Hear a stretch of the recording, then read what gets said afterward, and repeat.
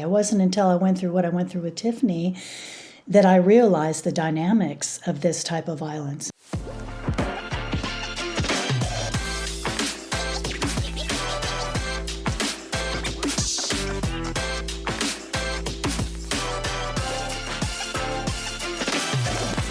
Hey guys, welcome back to the First Hustle Then Brunch podcast.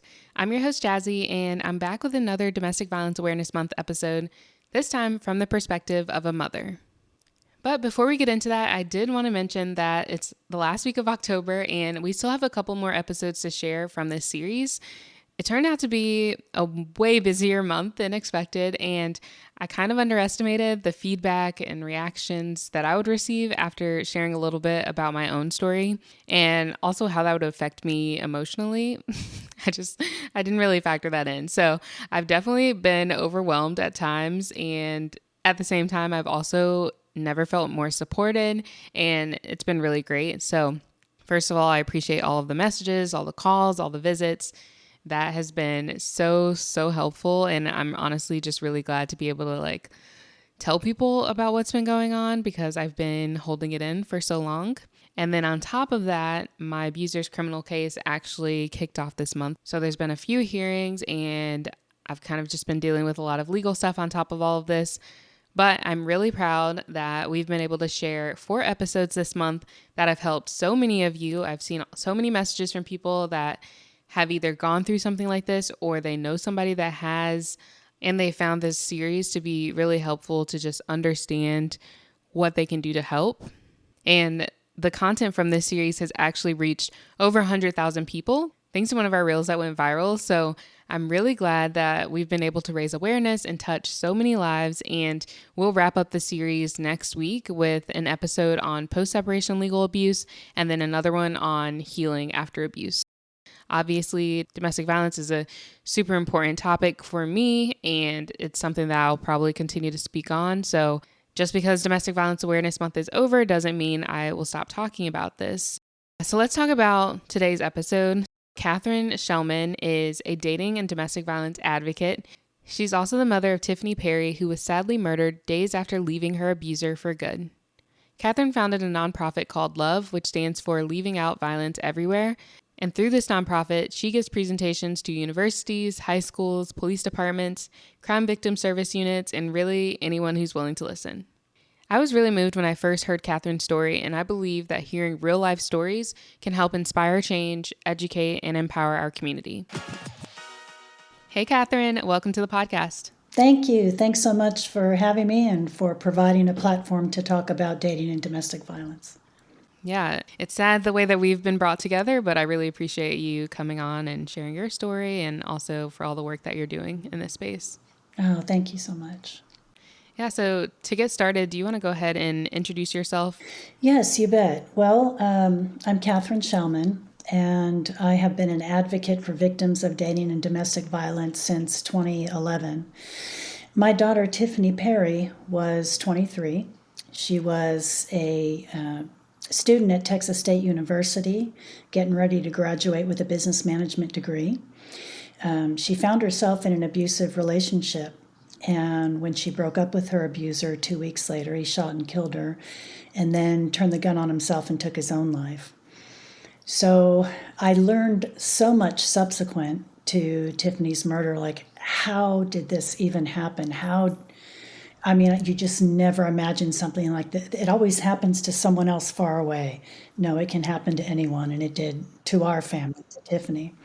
And so I learned so much subsequent to her life having been taken that I felt like I really need to share this information and to speak out against this type of violence because nobody talks about it. It's like hidden under a rock. People are ashamed to talk about it or it's taboo or whatever. Mm-hmm. So I started a nonprofit called Love, which is an acronym for Leaving Out Violence Everywhere. And I give presentations to whoever will listen. I've given presentations at Texas State University, University of Texas, St. Edward's University, police departments, just really anyone who will listen, I will talk to. Mm-hmm. Yeah, that's awesome. And I love the name of your organization. Thanks. So I feel like I went through something similar after I left my abuser. I started researching, obviously, just to figure out, again, like you said, how does this even happen? So I was kind of in that same place of how did this even happen to me? How did I miss the signs? And then I learned how dangerous of a situation I actually was in. And so that's one of the reasons why I wanted to share all of this information, because I think people hear, abusive relationship and they're like, yeah, eventually you want to get out of it, but I know people stick around for so many different reasons, but I don't think people realize it really is a life and death situation. Yes, and I am so sorry for what you went through. I'm really happy for you that you got out of that situation because it is more difficult than people can imagine. And so, thank goodness, good for you that you were able to get away. Yeah, thank you so much. So, in all the research that you've done and the experiences that you've had, what are some common misconceptions that people have about abusers and domestic violence overall? Well, I think a lot of people think that victims are weak people, and that's a total misconception. Sometimes probably it happens to everybody, different personalities, different backgrounds. No one group holds the monopoly on this type of violence.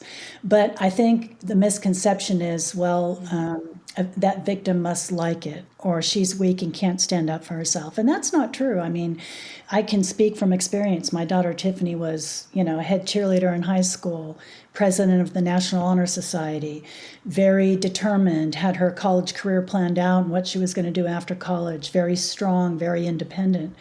And this happened to her. And it's because it's not that an abuser on date number one will say, I'm going to be the perfect boyfriend, girlfriend, whatever, for 6 months or a year. And then I'm going to slowly start grooming you and convincing you that you need to be with me, gaslighting you, blah, blah, blah, and then I'm going to kill you. I mean, if it was that blatantly obvious, who would have a second date? It's not. These things take time. And so that's where a lot of the shame comes in, too. Victims are like, how did I get in this situation? Why didn't I see it coming? How do I get Right. out? And so that's the beginning of the misconceptions. Some people think she must like it. Others think victims just don't know any better. And it's not, like you mentioned earlier, leaving is very, very difficult. And by the time you really realize you're in a really bad situation, it's life or death to leave. Yeah, definitely. And I know you mentioned, it was important for you to speak out about this. For one, why do you think it's so important? I think you have already kind of answered that question, but also, did you encounter any shame, or did you feel, I guess, afraid a little bit to speak out about this? You know, I wasn't afraid to speak out about this and start my nonprofit and stuff because I decided to do that after Tiffany's murder, when I had learned everything I had learned. When I initially started hearing some things from Tiffany about the type of relationship that she was in, I definitely took it seriously, but what I didn't realize until after was that she was only giving the tip of the iceberg.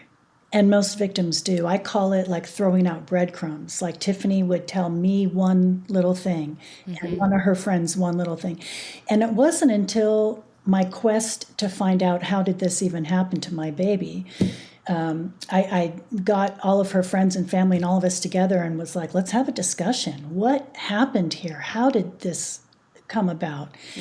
And that's when we all learned, you know what?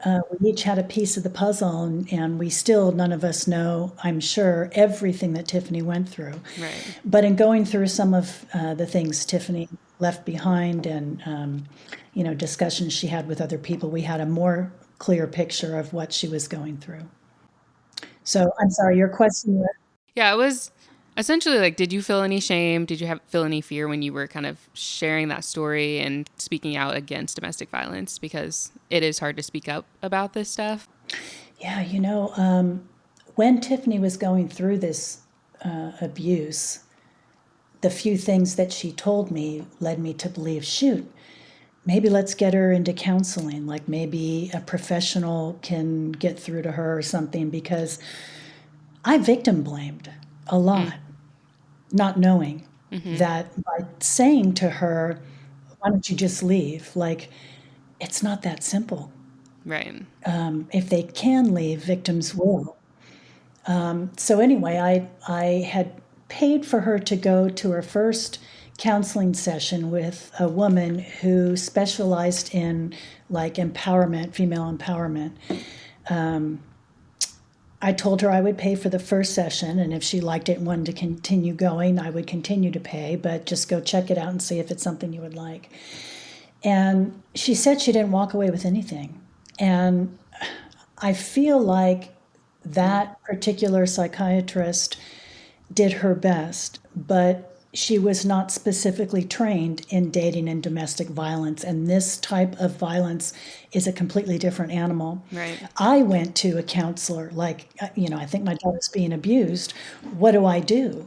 And the advice I was given by my psychiatrist was, well, you need to make her stand on her own 2 feet. You need to tell her not to call you in the middle of the night if she needs help, not to, ask for anything from you. She needs to figure it out and have her own plan. Yeah, and that's the complete opposite thing of what needs to happen, because Terrible. Yeah. yeah, one of the things abusers do is they isolate their victims. They take away their safety net, the friends, the family, the people that love and care for the victim.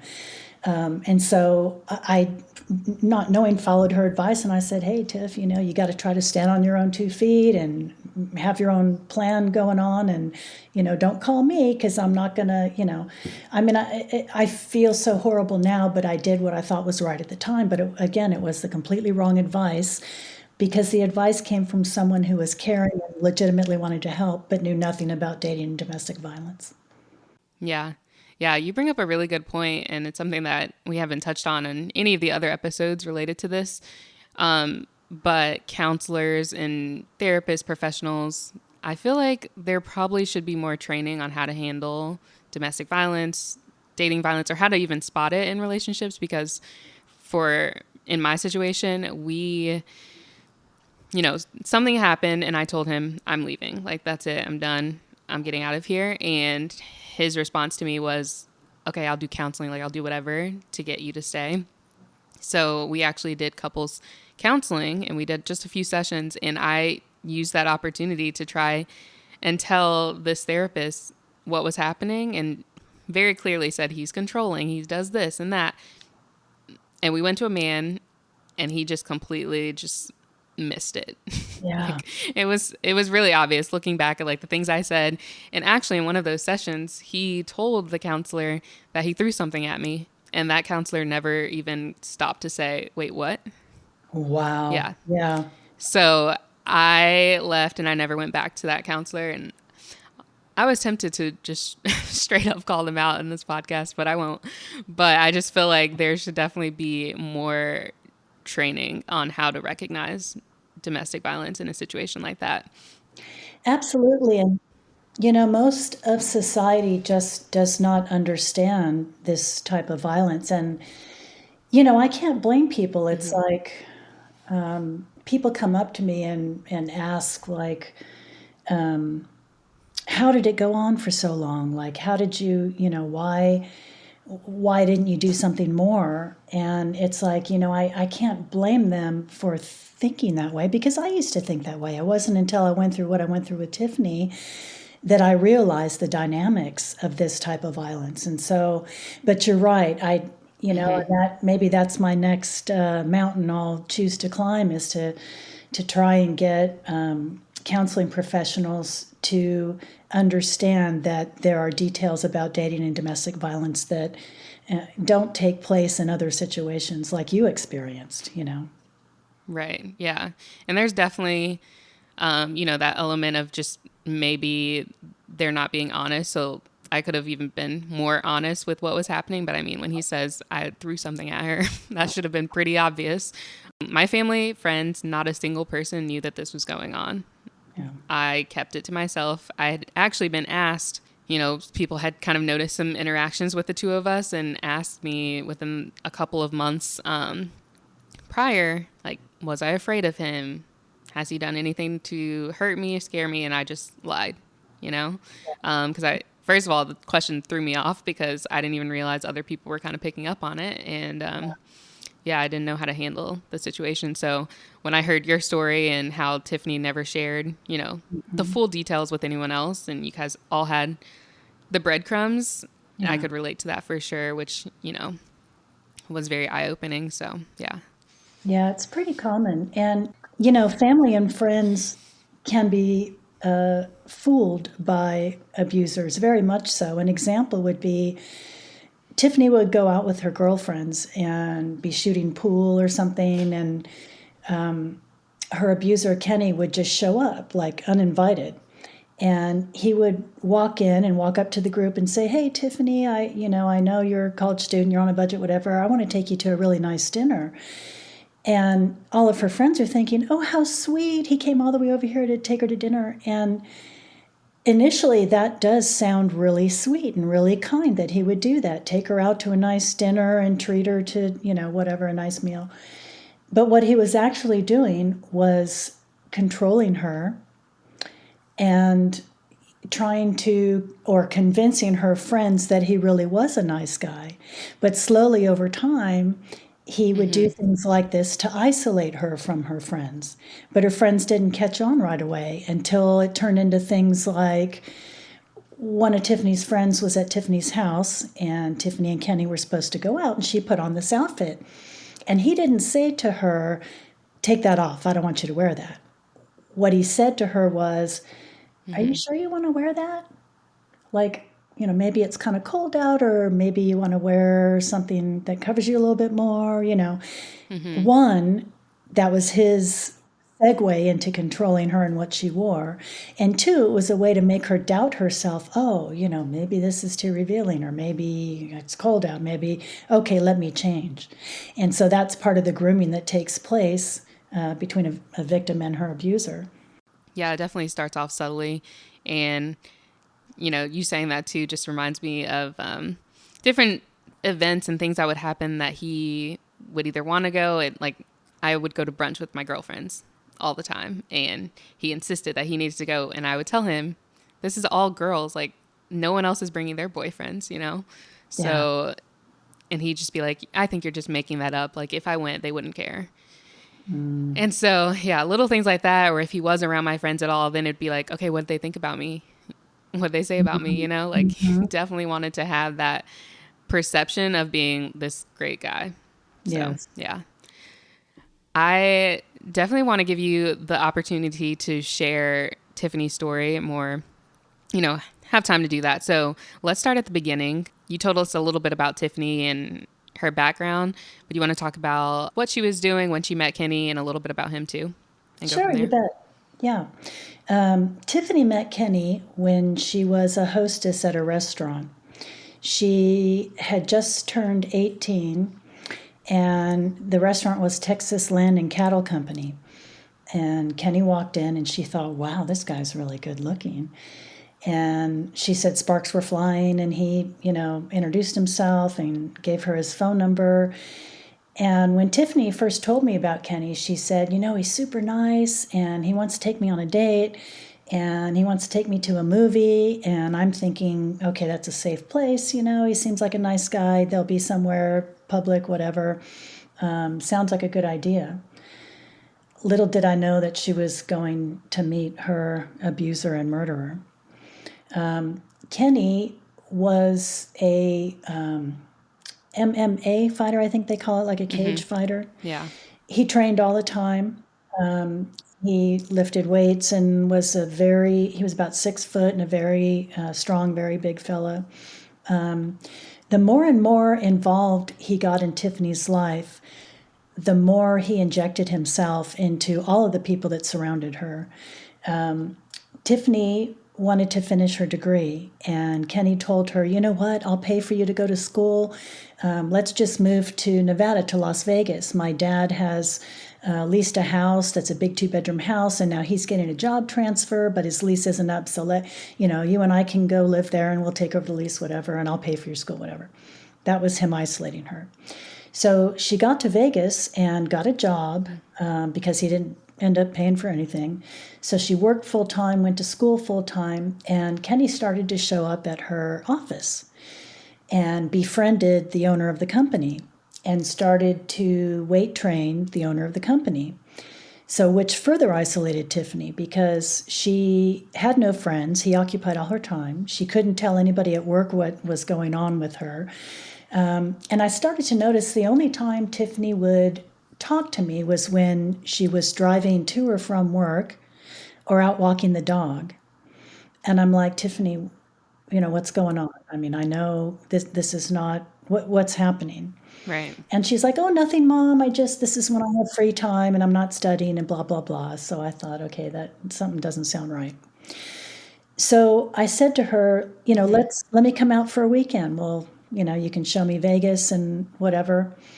And we did that for 3 or 4 times. And then one day Tiffanie called me and said, well, she was crying hysterically. And I said, baby, calm down. What's happening? I can't understand you. What she told me was that some woman came into her work and said, my name is so-and-so, and Kenny is my boyfriend. And every weekend that your mother comes out and you guys go stay in a hotel and have girls' time, I'm at your house with Kenny. And she proceeded to describe to Tiffanie what shampoo bottles were in the shower, where the dog dishes were, what paintings were on the wall or whatever. And so, Tiffanie was obviously caught off guard and hurt. I said to her, baby, don't go home. You're obviously, hysterical as anybody would be. I'm going to book us a room at the Hard Rock Hotel. Go there, wait for me. I'm on the next flight. I'm on my way. She went to the Hard Rock. I didn't even pack a toothbrush. I grabbed my purse, ran out the door. No flights were leaving Austin. I left out of San Antonio on the next flight, got to the hotel. And the plan I made was that we would call police and ask for assistance. Tell them, look, we need to move my daughter's things out. We don't know if he's going to be there or not. Can you be present and help us if something goes down? Mm-hmm. They agreed to be there for 20 minutes. So the next morning, I rented a U-Haul. I rented a trailer for her car. We got a bunch of boxes, taped them all with the lids open, ready to just throw stuff in there.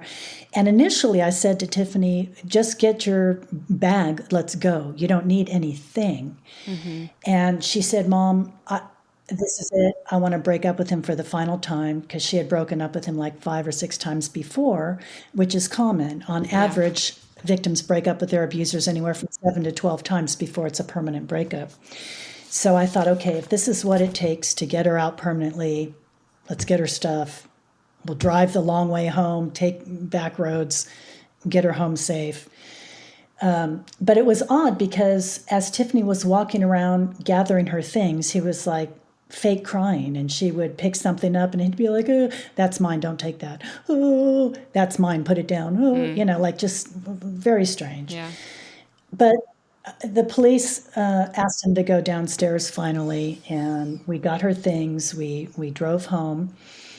But another mistake I made, which I would want to tell other parents or family members not to make, was that when we got Tiffanie back to Texas, I got her an apartment. This is where you're going to live. You're going to go to school at Texas State. You're going to hang out with us we had a small ranch in Wimberley, just outside Austin. And, we're going to put you to work and pay you $15 an hour just to keep you close to us, whatever. And so she went from being told what to do by her abuser to being told what to do by her mother. Myself, I'm thinking she wants to go to school. She needs to live in a place, I'm thinking I'm doing good and I'm not. The best thing you can do for a victim is not tell them you need to leave, you need to do this, you need to go here, you need to go there. The best thing to do is to ask questions like, what are your options? What do you want? Because all decisions have been taken away while they've been in this abusive relationship. Everything from what makeup they can or can't wear, what they can do, where they can go, if they can drive the car, what they do with their paycheck. And so to begin the process of helping them realize that they need to get out of this relationship, or that it's possible and they can get out, is to give the power back to them. It allows them to think, you know what do I want? What am I capable of doing? So I'm sorry, I think I just jumped No, to you're doing other, great. subjects, but that's kind of how things started with Tiffany and Kenny. It started out with, he's a nice guy, let's go to the movies, and over time spread very quickly to something very toxic.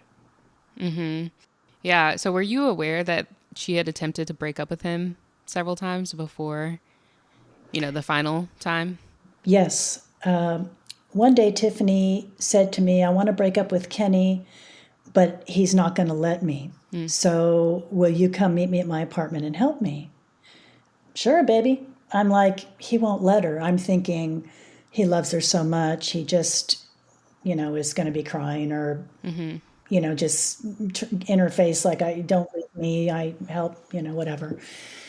So I did. I went and showed up, and brought some boxes, and we moved her out, and she broke up with him and went to another apartment in Austin. And sadly, one of her friends told Kenny the name of the apartment complex that she had moved to.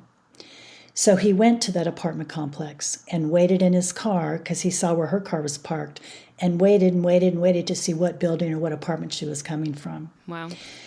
Tiffany called me from her apartment and said, he's downstairs, like, I can see his car out the window, he's waiting. I said, immediately call the police, hang up with me, call the police, tell them what's going on.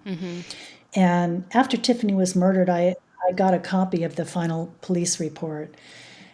I felt like I couldn't be with Tiffany when he shot her. I couldn't jump in front of the gun. I couldn't conk him on the head.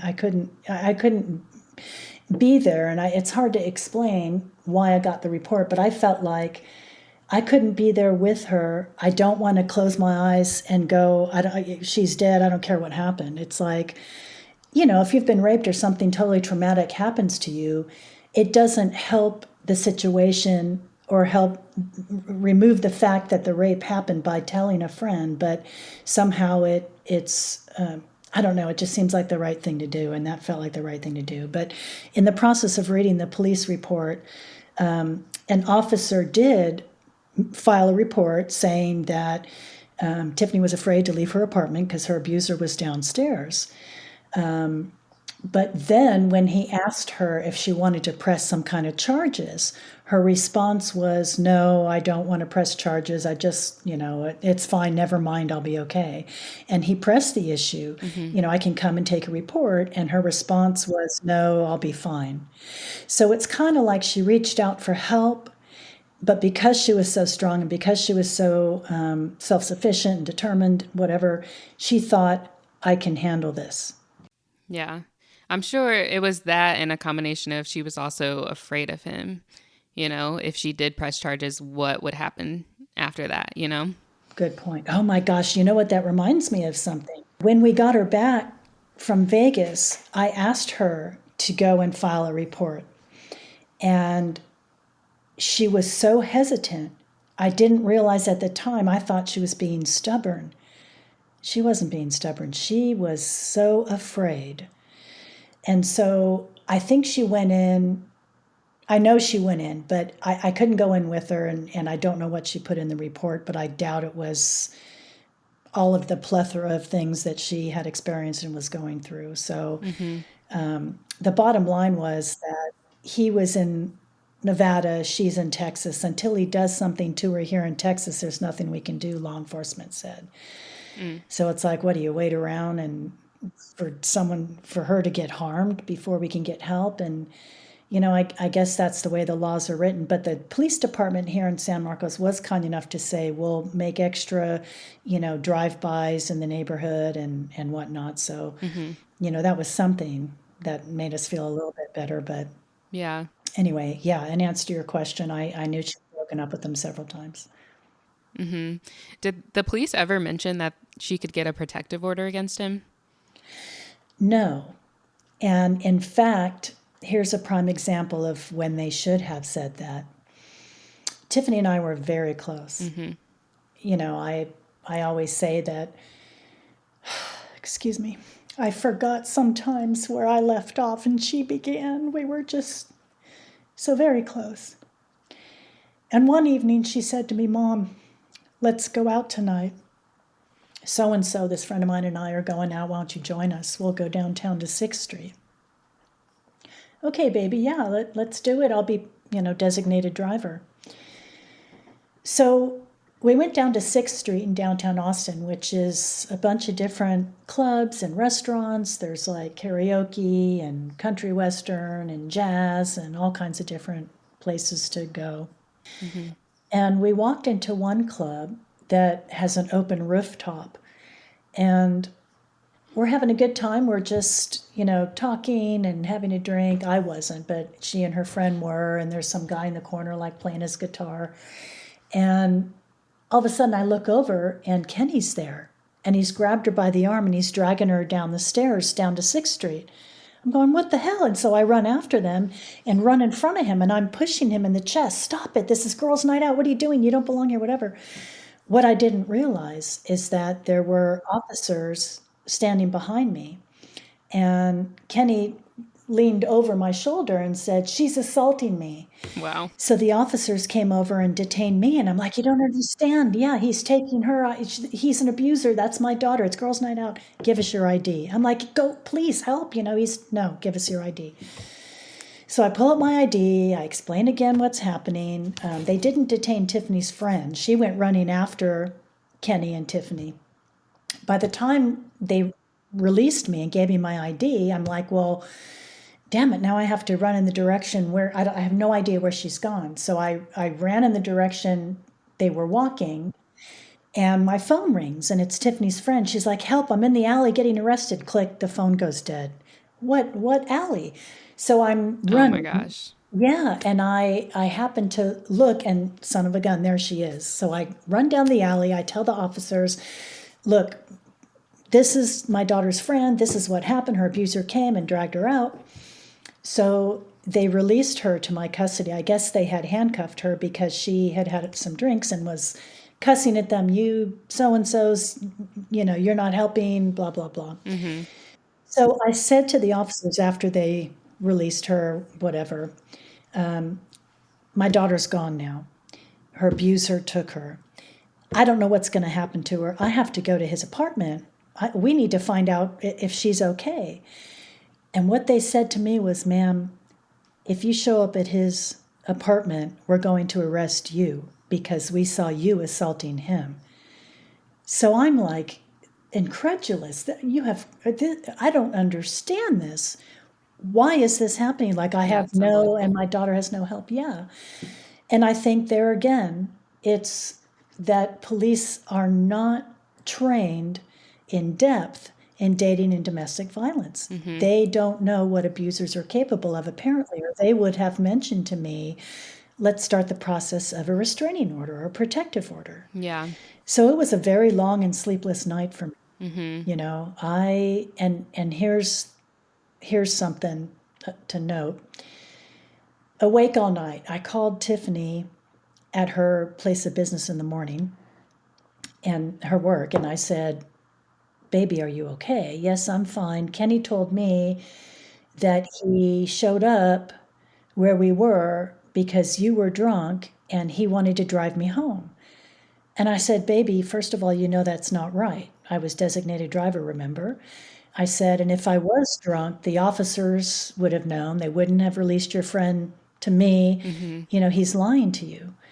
So that was another gaslighting from Kenny to Tiffany. He had her convinced that he was there to help her.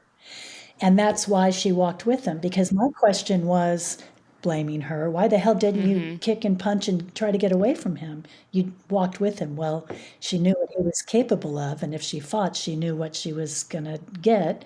Yeah. So she put her head down and just kind of with him. And she said, you know what, Mom, it's like I blacked out. She's like, I don't remember. I remember him showing up, and that's all I remember.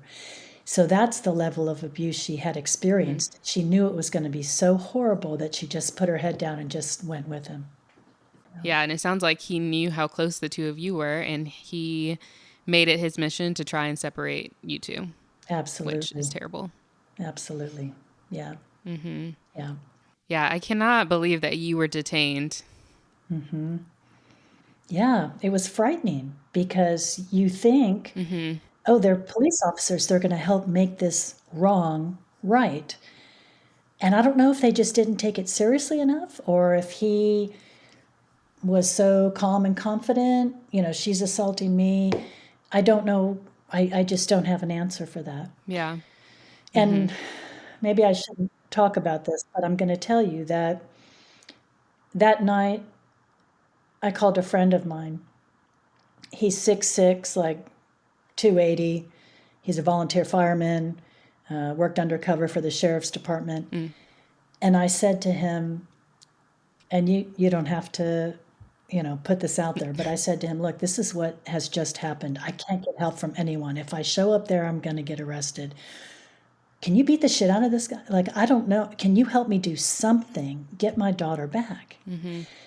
And what he said to me was, yes, I have informants that would do that. He said, however, if she's not ready to leave him and we do this to him and bring him, we can take him within an inch of his life, he is going to pound her more to build up his confidence, his masculinity, his whatever, which will make things worse for Tiffanie. So if you don't think she's ready to leave him, we shouldn't touch him. Yeah. So I prayed about it and thought better about it and was like, okay, no, that's not the right thing. Yeah. We need to do the right thing. Yeah, that's true. But that's honestly, I think, what any parent would do, if their child was in danger. So that's I completely wanted to, understandable. but, yeah. Yeah, and it's unfortunate that the police were not there to help you in that situation. And I feel like that is also something that people worry about. I know that a lot of states have where I forget what the rule is called, but basically if a police officer is called to a domestic incident, they have to arrest somebody. And so you don't know if they're going to, decide that you are the aggressor instead and arrest Yeah. you. And yeah, so calling the police is also kind of scary in that moment too. You don't know how it's going to turn out, if they're going to help you or if this person's just going to be even more angry at you because you called the police. So, Yes, yeah. that is a very, very good point. I want to also mention, though, that if you cannot file a police report, hide a journal or a notebook or something somewhere. Write down and keep track of every incident of abuse, whether it happens at home, away. Keep track of who were witnesses, who saw it happen. Because if or when you can file a police report against your abuser, you will have other information. When you're being abused, you're in a traumatic state and you go into survival mode and you don't always remember dates and times and details. So it is helpful to keep some kind of a journal hidden somewhere where your abuser is not going to find it, to have that with you. Now, I will tell you that you're going to have to hide it somewhere very good, because Tiffanie kept a journal and she told me one day, a diary, that she kept it between the mattresses, and that not only did Kenny find it and read it, Oh, no. he wrote in it. Wow. So keep track of these things, text it, email it to a loved one, and then delete it. Find a way to keep track of these things, but do so very carefully. Cover your tracks.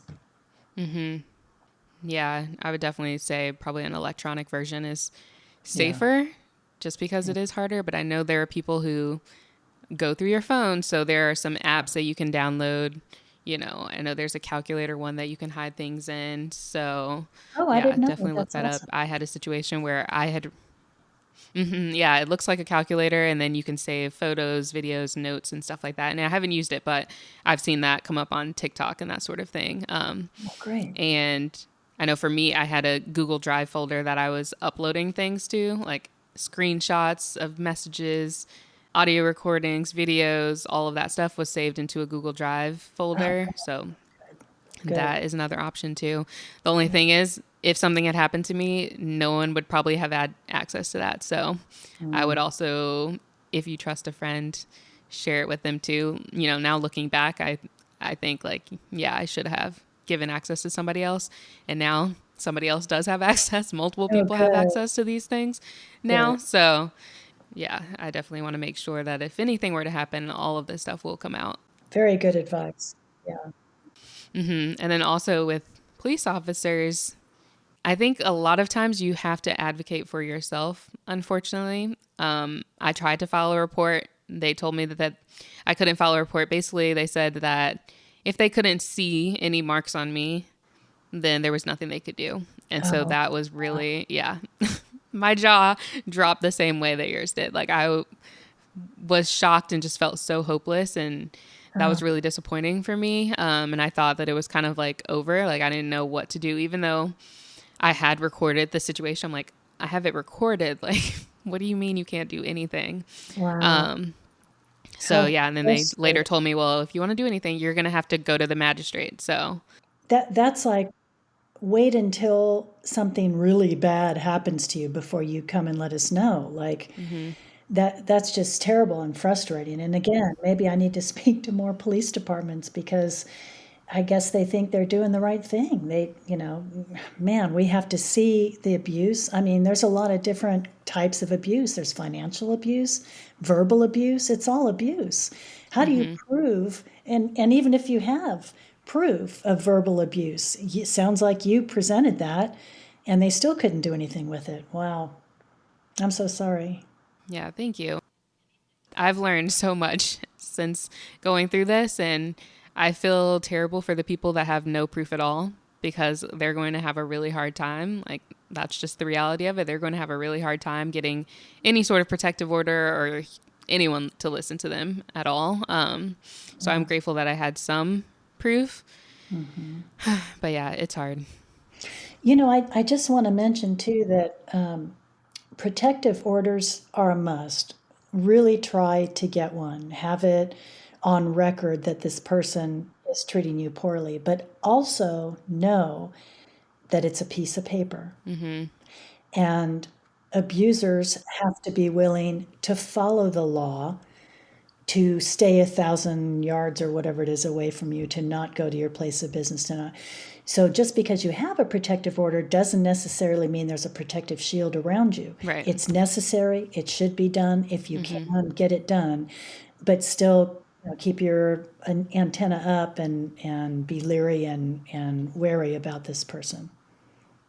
Yeah, definitely. I have a protective order now. So I Good. was able to get one. But yeah, same thing. Like, it is a piece of paper. I feel better having it, Yeah. but I'm also aware that anything can happen. So yeah. And I know I just mentioned that there's a calculator app. There's another app that I want to mention that I found out about. It's called Noonlight. So Noon light. And it actually has a panic button on there. Yeah, this would be really good for you to share, especially on college campuses. So essentially how it works is when you're, maybe walking to your car late at night, or honestly anytime, or if you're in an abusive situation, you have this app on your phone. There's a button. If you press and hold it down while you're walking to your car or, out and about, and you release your thumb off that button, it will start a countdown. And if you don't put in your PIN when that countdown ends, they'll go ahead and contact law enforcement. And it Oh, is wow. apparently more precise as far as your location than when you call 911, because sometimes 911 can't find your exact location. Apparently it uses the same technology as like Uber and Lyft and that sort of thing to find your more precise location. And what I like about it too is you can just use it as a panic button instead. So you Yes. can open this app and just click the button one time, and now law enforcement is alerted. On top of that, it also notifies, you can set emergency contacts. And so it'll notify all of them of your last location and that your panic button went off. And you can also go in and add details of where you're at, kind of like breadcrumbs almost. So, for example, if you were going out on a date with somebody new, you could go in there and type, I'm going on a date with this guy. His name is blank. Here's a description of what he looks like. Here's a description of his car. And that would automatically be saved in there so that if something Awesome. happened, you hit that panic button, that information would be shared also with law enforcement. So I heard about that and I was like, oh my gosh, I need this app and I'm going to tell everyone about this. So I would definitely recommend that too, because there's a lot of situations where you may not even be able to call police. And that would make it a lot easier for you. Wow, thank you for sharing that. And that's called Noonlight. Yes, it is Oh, like a white background with a blue circle is the picture. Yeah, awesome. the icon. Yeah, there's a lot I think that we can all learn from these experiences. And it seems like, honestly, the more I've learned that survivors and the families of victims and survivors are the ones that are kind of driving domestic violence awareness and change that's happening. Hmm. So we definitely need, other advocates to come in and help drive this change. But I think it is primarily up to us because we're the ones that have lived through it and kind of know what is actually happening in these circumstances. Is that what you've kind of seen too in your work? Yeah, it is, because people don't know the fine details of what happens in this type of relationship. And how great of you to use your platform to bring awareness to it. That's amazing. And, sorry, while we're talking about safety and precautions and that kind of thing, can I just go into a little bit about what I've learned about keeping safe and things to put in place before Oh, you yeah. may actually leave? Yeah, that'd be great. It's a good idea to have an emergency word or phrase with someone that you trust. For instance, if I were to be texting my other daughter, Becky, and say to her this particular question, if the answer didn't come back to me, the proper answer, it's not her I'm talking to. It's somebody else. It's an abuser. It's someone I don't want to be talking to. So have a question and an answer in place so that you know who you're talking to. That's a good idea. Additionally, have a word or a phrase that is really general that you can just say to your mother, your friend, whoever. And the person on the other end of the line knows, okay, that word means all hell is breaking loose. Send law enforcement, whoever, come to my aid. That's another good thing to have in place. Have a to go bag hidden somewhere or at a friend's house. And in this bag, you should have emergency things like important documents. Oftentimes, abusers will take the wallet or whatever away from the victim. So, if you have a photocopy, even of your driver's license, your social security card, important documents for your children, cash, if you can set up a safe deposit box in advance, that's a good thing to have. Have a prepaid cell phone so that, but also write down somewhere or send someone, email yourself, whatever, everybody's phone numbers, because today we all just do the speed dial thing. We press on the person That's we want to true. call. We don't necessarily have phone numbers memorized. But these are things that you can do to, put things in place. If you can, have a neighbor or someone you can run to. If you're being abused and all you can do is run out the door with the clothes on your back, do so. If you don't have a neighbor, run to a park, a business, a shopping mall, a gas station, somewhere, if you can, where other people will be.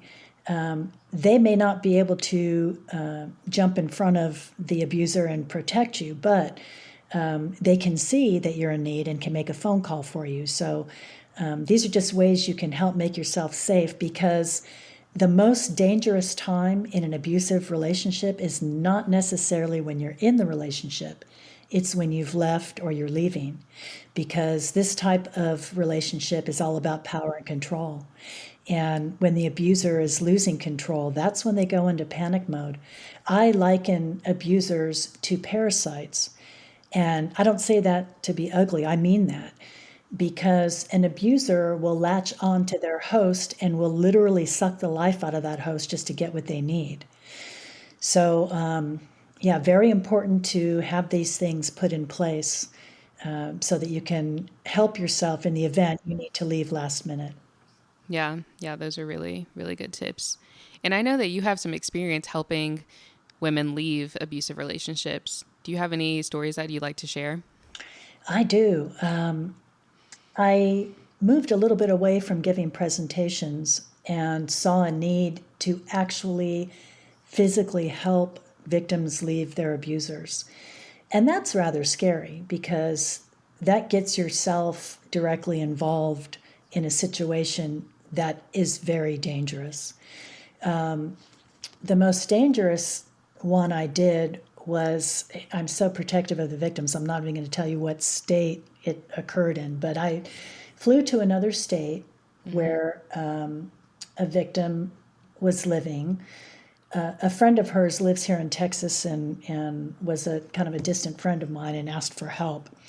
And in the process of this person telling me about her friend in the other state being abused, within a matter of like 3 days, things went from this is happening to my friend, this is happening to my friend, this is happening to my friend.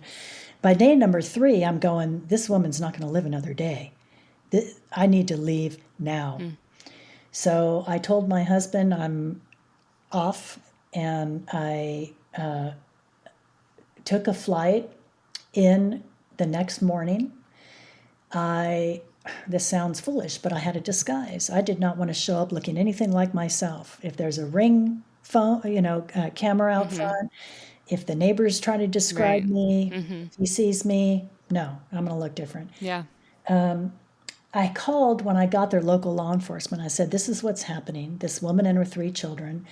I'm here to physically help her leave. She has no transportation. She has no money. He has taken everything from her wallet, everything. And we need to do this like last minute because she tells me the same day he leaves for beer and cigarettes and is gone for like 5 minutes. So it was a sheriff. He was very kind. He showed up. We parked down the block. Last minute, her abuser had disconnected her cell phone or cut off the cell phone or whatever. I'm not a technology driven person. I didn't know that you can still like text on a phone. If you can't use it like a normal phone, you can still communicate with someone on it, apparently. But she had texted me and said, I have to text you. I'll have to, I can't call you. He's shut off my phone or whatever. So a few hours later, she texted me and said, he's gone. He's going to be back within 5 minutes. So the sheriff and I jetted over to her house. I had asked her to stay in the house until the officer comes up and knocks on the door, but she saw us pull up, ran out, one kid in her arm, the other one by the hand, the other one running behind her, jumped in the van I had rented. And the sheriff was kind enough to say, I'll follow you until we leave the county, but I can't go any further than that. So that was awesome that he was willing to do that. I immediately had her throw her phone out the window. Oftentimes abusers will put tracking apps or whatever on the cell phone. Before doing so, I had her write down, her close friends, her, mom's number, whatever. So halfway back to Texas, it took us 2 days to drive. She gets a call from the abuser's parole officer, puts it on speakerphone. And this parole officer had an informant in his office. And the informant proceeds to say that this abuser was a member of the Bloods or the Crips, I don't remember which, one of these big gangs, and has put an SOS out on this victim. Like, what the hell is an SOS? SOS is gang term for shoot on sight. So he put her photo and this message out to everybody in the gang, shoot her on sight. So the parole officer was calling her to give her this warning, Talk about being afraid, it was just shocking. So anyway, we just took the long route home. The friend of hers that lives here in Texas, I had contacted her to meet us in an undisclosed location, not at her home. I called local law enforcement to meet us there, to do the change off because she was going to stay with this friend for however long it took her to get back on her feet or whatever. So, that was just very frightening. And going into it, I didn't realize, obviously how bad it could be and how much my life and her life could really be in danger. Right. But, and honestly, I did learn that she ended up going back to her abuser, which, I can't be angry. She has to leave when she's totally ready. And she wasn't ready at that point. Yeah. So, I don't mind having gone through that because it was an opportunity for her to get away. It was a chance. And I had to take that chance. That might have been her only chance. So, yeah, don't give up hope on victims, on people that are being abused. Don't think poorly of them if they go back. There's a lot of reasons for it. I do want to mention quickly that Tiffanie knew that herself and her whole family was in danger, that all of our lives were in danger. And the reason I know this is because from the time my girls were in middle school, they kept diaries. And Tiffanie and her younger sister, Becky, the rule between the two of them was only we'll read each other's diaries and no one else. When Tiffanie was murdered, of course, Becky inherited Tiffany's diary. And Becky said to me, Mom, I'm going to read one entry to you and one entry alone. I'm like, okay, baby, what is it? Apparently, Tiffany had written that every day her abuser told her that if she ever left him, he would kill her. And if he couldn't find her, he would kill her parents because he knows where they live. So when victims are afraid to leave or they have left and they panic and back out and go back, there are a lot of reasons for this. Lives are at stake and not just the victim's life. Yeah. Tiffany was graduating 2 weeks before her murder. She was about to graduate with her college degree. And I had some money when my parents passed. I inherited their little Honda Accord car. I sold it and put that money aside. And I told my girls, look, when you guys graduate college, take this money, go to Italy. That's where our people are from. Stay as long as the money will last. Tiffany asked for a one-way ticket. When Tiffany turned 21, Kenny had, as a birthday present, taken her to a tattoo artist and had his initials tattooed on her lower back. Wow. Tiffany had booked a plane ticket with a good friend of hers to go back to Vegas where he had that tattoo put on her and have that tattoo artist change it into a phoenix. She was becoming the phoenix. She was rebirthing herself. She was going to leave Kenny, and he knew it. That's why he killed her. But it's multifaceted, this whole dating and domestic violence thing, because there are so many things that most people don't know about this type of relationship until sadly you go through it with someone you love or go through it yourself like you did. So if anything, if anyone can take something away from listening to us today, I would hope that it would be to not victim blame, to not give up on the victim, to always ask them, what can I do for you? What would you like? And just stick with it. Don't give up hope. Don't give up hope. Yeah. Yeah. I love that. And also, I think you offer a unique perspective as a parent going through this situation. What advice would you have for other parents and loved ones who realize that, someone that they love, maybe a daughter, family member, is the victim of domestic abuse, and even those who might even have been killed by their abusers? What advice would you have for those parents? Well, I would say that if you have a family member who is currently in this type of relationship, know that whatever you think you know is just the tip of the iceberg, sadly. For a lot of reasons, victims don't tell anybody the depth of the abuse that they are experiencing. They don't want to worry you. They're ashamed. They think they can get out. They think it wouldn't help anyway. Their lives are in danger. Your life is in danger. There's a lot of reasons why they can't share because they know you'll try to intervene, and that puts everybody at risk. I would also say that you're not alone. You can get help. You just have to go to the right places. I'm on the board of directors for the Hayes Caldwell Women's Center Interim Housing Project. And I know that you don't have to live in the shelter to get help, and you don't have to be a victim to get literature and things to educate yourself on how to help a victim. So make use of your local women's shelters, and educate yourself, find out what you can do, get details that I may not know about to help the victim. And, that's about it. I would say don't victim blame. Yeah.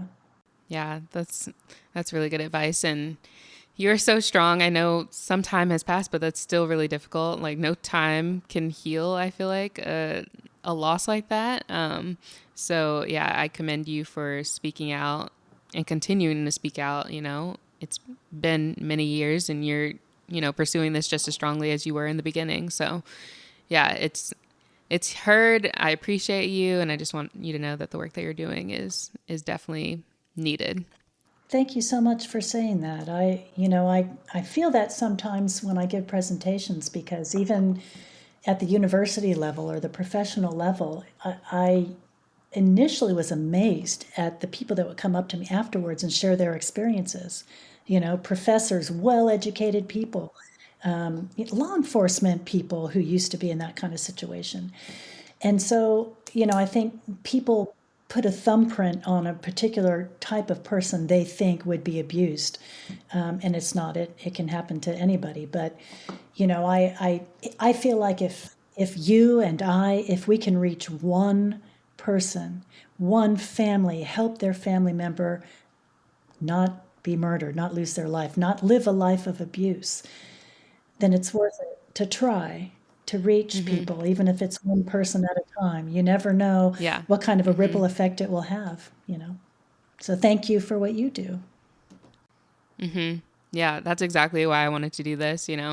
I think not a lot of people, but some people have said, be careful sharing your story or don't even share it at all. But I was thinking, if this does save one person's life, that will be enough. Like, that's all I want. It's just to help other people. And I feel like us being silent is, just perpetuating this cycle of abuse. And who is that really protecting? Because it's not protecting the people that are in, these situations at all. So, Catherine and I got disconnected at the very end of this interview. Luckily, we had made it through most of the content and things that we wanted to discuss. So, I just wanted to say a reminder, if you or someone you know is in need of assistance or support related to domestic violence, please refer to the resources linked in the show notes.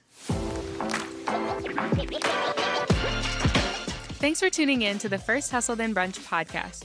If you enjoyed this episode or learned something new, I'd love if you subscribed and left us a review. Another way to support the podcast is to take a screenshot of this episode and share it on your Instagram story.